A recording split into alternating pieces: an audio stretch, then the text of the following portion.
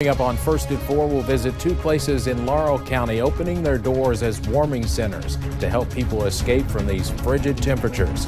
And an early morning fire in Pulaski County kills a 12-year-old boy. Well, it's a cold one across the region. That Arctic air sticks around for a little bit longer. Those details now on First at 4. Dedicated to Eastern and Southern Kentucky, this is WYMT Mountain News First at 4.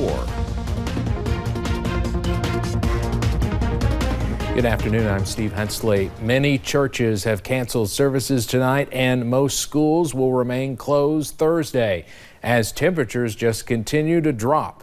Just how cold will it get? Let's check in first with Chief Meteorologist Andrew Dockery on this severe weather alert day. Andrew?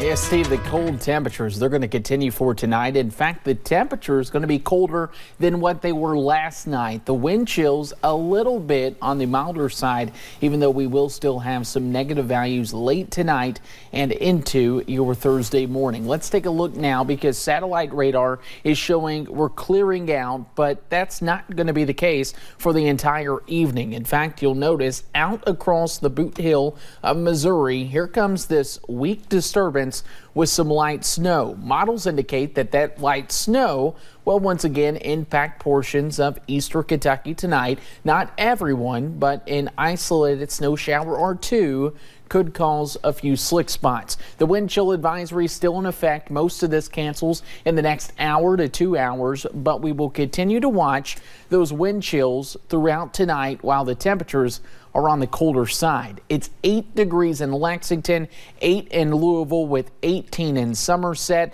You'll look closer and those temperatures, it's a pretty decent spread from 7 in Rowan County to the 20s in Bell County. And as we go throughout tonight, we'll see that spread with single-digit lows closer to the teens down in the south, closer to 0 as you work up into Interstate 64. Here's what it feels like right now, and it is certainly a brutal one. 6 degrees below 0 in Lexington and Moorhead. It is roughly 20 degrees here, Stephen Hazard, but it feels like 4 when you factor in winds from the northwest at 10 to 15 miles per hour. We'll take a look at the rest of the evening and a warming trend coming up here in a few short minutes. All right, hope everyone's heat is working tonight. Andrew, thank you. Warming stations are popping up across the region as the temperatures continue to drop. WYMT's Taylor Upchurch is in Laurel County, where volunteers at the Creek Church and the East Bernstadt Fire Department are among those opening doors to people all day and all night to help keep them warm. Leaders in the community say their doors should be open to people in need every day of the week, but especially those who were in need of heat during these brutally cold temperatures. Coming in from the cold is easier said than done for some. There's lots of people that don't have coats, don't have warm homes. Volunteers with the Creek Church in London say though some kids are home from school, their houses are not much warmer. So they brewed the coffee, broke out the snacks, and offered their couches to those riding out the cold. And we think that, the cities and the communities that the church is in, that they should be better because the church is there. And so especially with the cold coming in, what better way to show that love than by opening up our building for people that need somewhere warm and maybe even need a bite to eat. The East Bernstadt Fire Department stands right alongside them. In every emergency, including dangerously cold temperatures, you can find these firefighters waiting to let you inside 24/7. With these temperatures, it doesn't take long for someone to become hypothermic, which could lead to a lot of dangerous situations and even death if they get cold enough. Don't be embarrassed. Go to the local shelters, wherever the warming stations are. We're here. We don't mind. We'll make you as comfortable as possible, just like any place else out there. Asking people to always seek help and always spread the word. Closing time has not been set for these warming stations, but they do plan to keep them open for as long as they are needed. For now, in Laurel County, Taylor Upchurch, WYMT Mountain News. And you can find a list of those warming stations in Laurel County on our website, WYMT.com. Brutal, deadly cold is blasting much of the nation, with historically low temperatures posing a threat to tens of millions. At least 6 people have died, and it is actually colder in the Midwest and Northern Plains than in Antarctica today. In Minneapolis, police hit the streets to help those in need. They handed out free gloves to kids in low-income neighborhoods. Just to connect with the community and make sure people are safe in this weather. Later in the evening, officers went through the city looking for homeless people to help. Officers found one man sleeping outside in 20 below weather. He eventually allowed officers to call an ambulance for him. Some students in Letcher County were able to eat a free lunch today. Letcher County schools called classes off due to the cold and snow today, but they opened up the kitchen and cafeteria at West Whitesburg for students to grab a free lunch. Today was a test run for tomorrow. If all went well today, the district plans to add another meal for Thursday. We thought we'd do a trial run today and see if people would take advantage of it.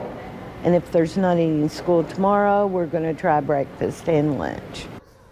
Parents were able to eat too for just $3.50. A 12-year-old boy is dead after a fire in Pulaski County. Firefighters say it started around 4 this morning in the Science Hill community. WYMT's Phil Pendleton has more. A tremendous loss here on Keeney Road in a rural part of Pulaski County near Science Hill. A family that called this house home for 10 years saw it go up in flames this morning. But what's even more tragic is a 12-year-old little boy passed away. His grandfather tells me that he went back inside trying to save a dog. The fire started just after 4 o'clock Wednesday morning. The Science Hill fire chief believes the high winds at the time caused it to spread. It quickly overtook the home that's on Keeney Road, just off of Highway 635.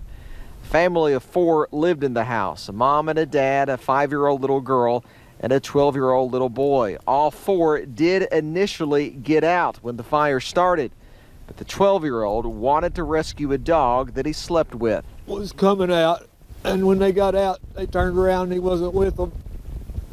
He had went back in.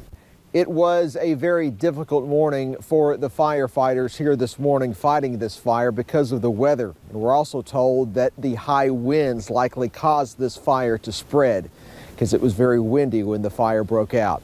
In Pulaski County, Phil Pendleton, WKYT. The fire marshal's office is investigating the cause. The coroner has not released the name of the boy who died. We hope to have more information coming up at 6.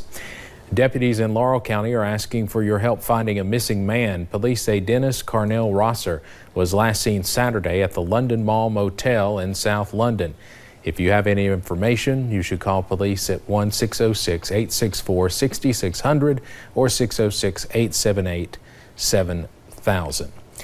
A Jacksonville, Florida police officer was injured last night after his cruiser was hit head-on by a car. It happened near the city's downtown area. An officer saw a Cadillac driving on the wrong side of the road with no headlights on and flashed his blue lights. The driver continued and crashed into another officer's vehicle. That officer suffered serious injuries to his legs and was rushed to the University of Florida Hospital just a block away from the scene. The 2 people in the Cadillac were not injured and officers arrested them. A bipartisan group of House lawmakers do not want the president or Congress to receive paychecks when federal workers do not. One of those lawmakers is Representative Dan Crenshaw of Texas. He introduced the Solidarity in Salary Act on the House floor yesterday afternoon, saying federal employees should never have to carry the burden caused by a dysfunctional government. About 800,000 federal workers went without paychecks during the recent 35-day shutdown.